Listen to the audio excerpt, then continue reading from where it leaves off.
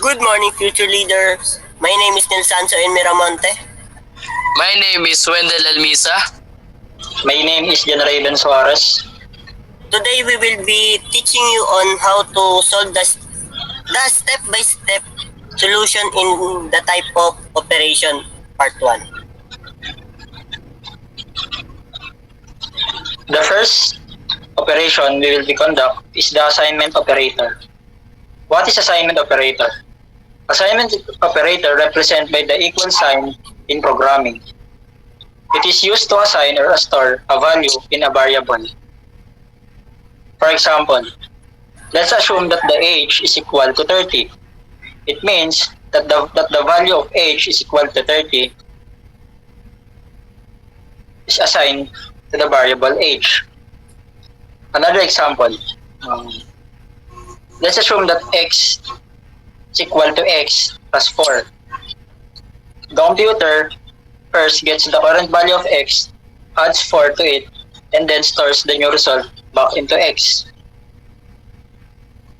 Lastly, we have num1 is equal to 5 and num2 is equal to 10, and let's num3 assign to num1 plus num2. First, num1 is assigned to the value of 5 and num2 is assigned to the value of 10. Then, the computer adds num1 and num2, which is 5 plus 10. Therefore, the answer would be 15. So next is the arithmetic operators. So before we begin, as you can see right here, that we will show a different symbols because we are not used to our usual equation when we are solving math equations, because take note, the math equation and the programmatic math equation is different, and we will be tackling that today. The addition and subtraction did not change the sign because that is already good for typing a sign for a quick solving if we are using a computer. However, there are different signs in the multiplication, division, and the exponent. Why? Because the original signs of those equations is not visible in the keyboard if we will be typing it in the computer.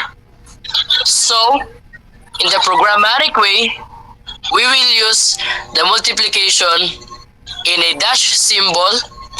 The modulo is percent symbol. In the exponent is arrow up, or we will calling it asterisk. So next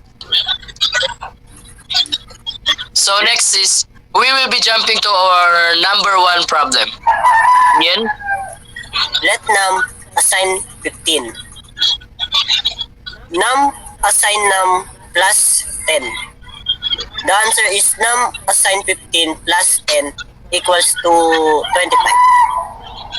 Num divide assign 5. The answer is the num assign 25 divide 5 equal to 5.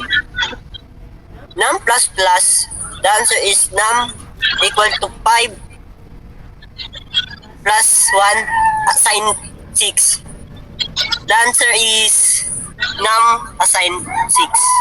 Misa, next. So next, let num is assigned the value of 5. So num plus is assigned the value of 5, and the answer is num is assigned the value of 5 plus 5 is equals to 10. So next, num divided by is assigned a value of 5, so the answer is num is assigned a value of 10 divided by 5 is equals to 2. So next, num multiplied is a sign of the value by 10. So the answer for that is num is a sign of value of 2 multiplied by 10 is equals to 20. So next, num is a sign of the value by itself divided by num minus 10. So the answer for that is num is a sign of the value of 20 divided by 20 minus 10 is a sign of the value of 20 divided by 10 is equals to 2. And next, num is a sign of the value by itself plus 3. So the answer for that is num is a sign of the value of 2 plus 3 is equals to 5. So the overall question for that is num is equals to 5, or num is a sign of the value of 5. So Ares? Okay, let's jump to the third question. So, let num1 is equal to 5 and let num2 is equal to 10. First, num1 is assigned to num2 minus 5. So the answer would be num1 is assigned to 10 minus 5 is equal to 5. Second one, let's jump to multiplication. Num1 multiplied by assigned to num2, the answer would be num1 assigned to 5 multiplied by 10 is equal to 50. Next one would be num1 is assigned to num1 divided by num2, and the answer would be num1 is assigned to 50 divided by 10 is equal to 5. Next one would be num1 is equal to num1 exponential by 2. The answer would be num1 is equal to 5 exponential by 2 is equal to 25. After that, num1 plus assigned to num1, the answer would be num2 is assigned to 10 plus 25, and the answer is 35. Therefore, num1 is equal to 25. That's all.